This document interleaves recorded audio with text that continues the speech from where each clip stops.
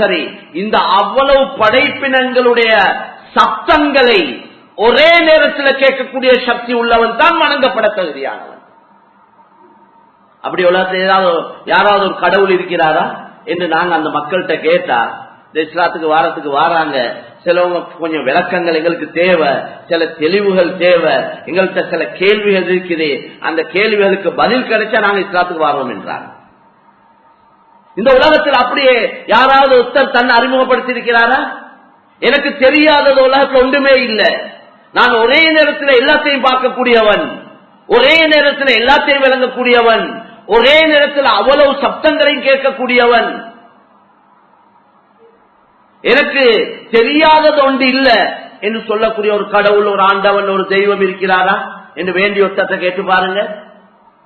நீங்க வணங்குற கடவுள் அப்படி எங்கேயாவது சொல்லி இருக்கிறாரா? ஒத்தருமே சொன்னதில்லை, ஒத்தரும் உலகத்துல சொன்னதில்லை.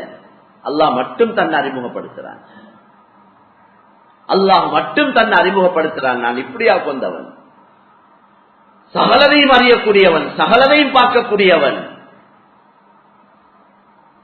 கண்ணியமான சகோதரர்களே, அப்படியா கொண்ட ரப்பு தான் எங்கட ரப்பு அல்லாஹ் சுப்ஹானஹு வ தஆலா.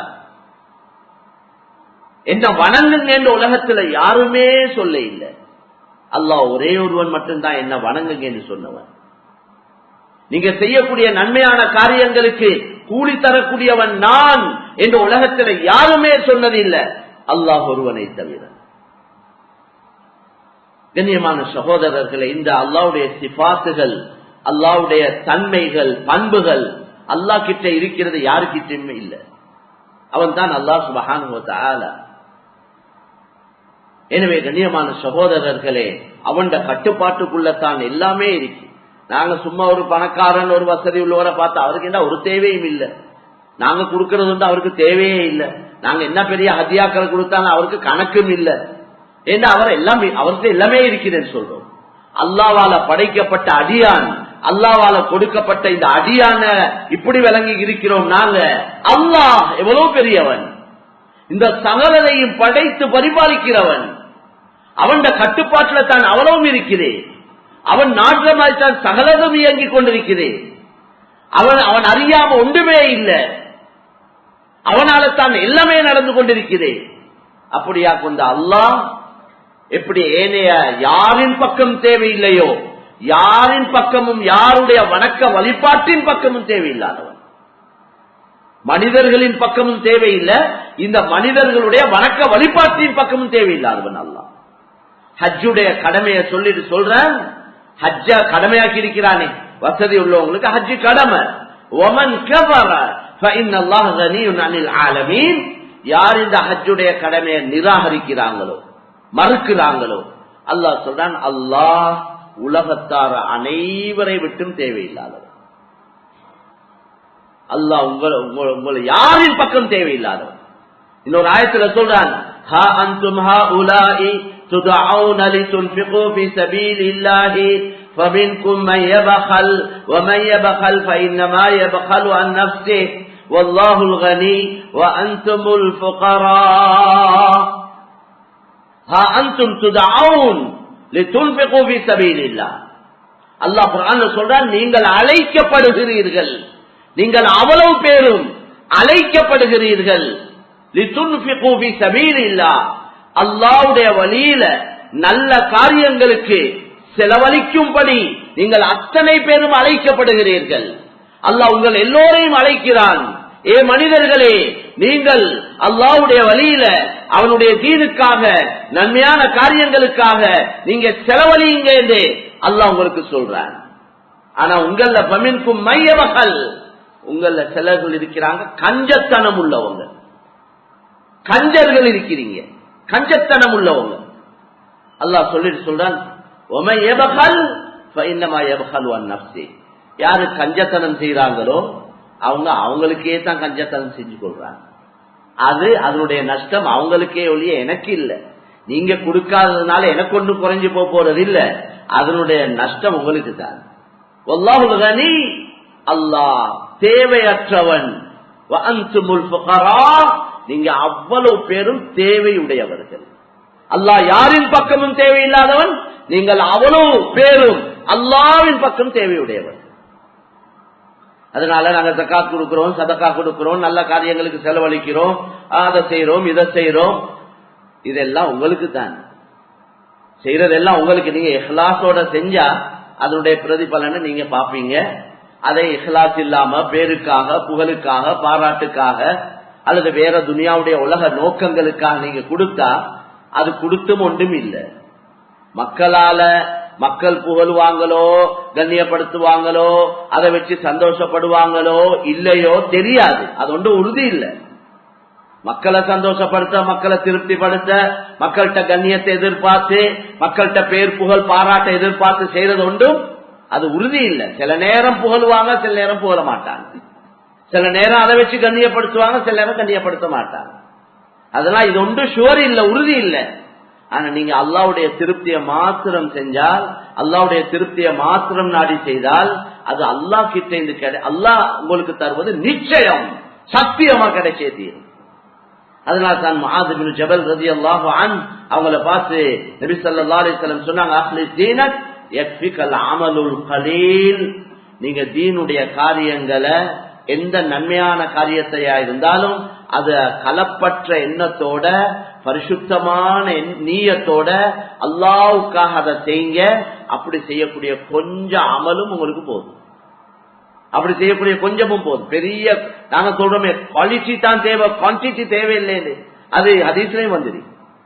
உங்களோட பெரிய மலை மாதிரி அமல் தேவை இல்லை. அது சிறிய அளவா இருந்தாலும் பரவாயில்ல, இஹ்லாஸோட அல்லாஹ் எதிர்பார்க்கிறார்.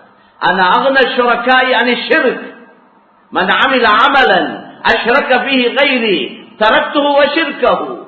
அல்லாஹ் சொல்றான், நான் அவ்வளவு கூட்டை விட்டும் தேவையில்லாதவன். யாருடைய ஷிர்க் என்ற கருத்து சேர்க்கிறது தானே. ஷரீக் என்றது அரபுல பார்ட்னருக்கு, பார்ட்னருக்கு ஷரீக் என்று சொல்லுவாங்க. எனவே யாருடைய என்னோட அல்லாவுக்கு ஷிர்க் வைக்கிறாங்களே,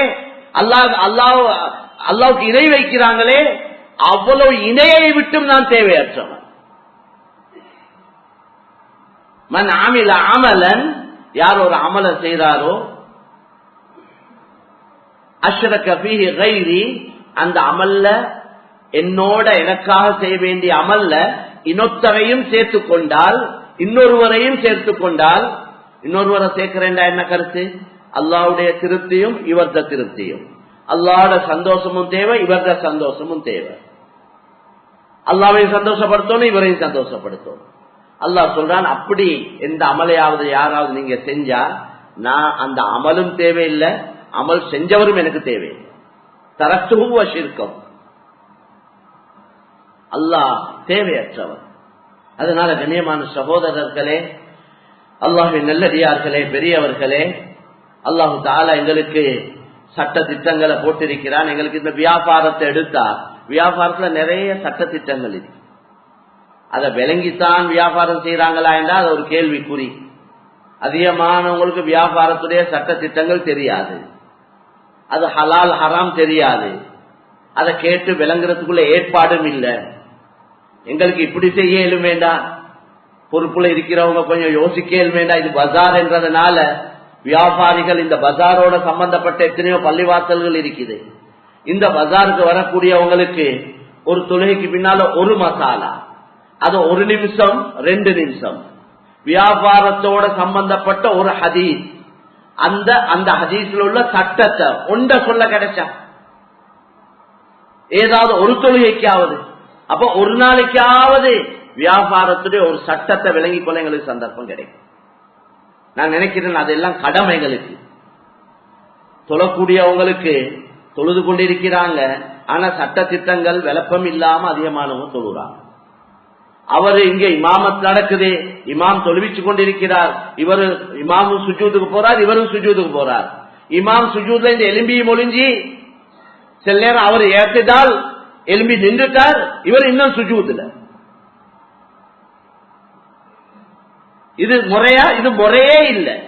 நீங்க சுன்னத்தான தொழுகைய தனிய தொழக்கொல விடிய விடிய சுஜூதுல இருந்தாலும் பிரச்சனை இல்லை, அது நீங்க தனிய தொழுறீங்க, உங்களோட இஷ்டம்.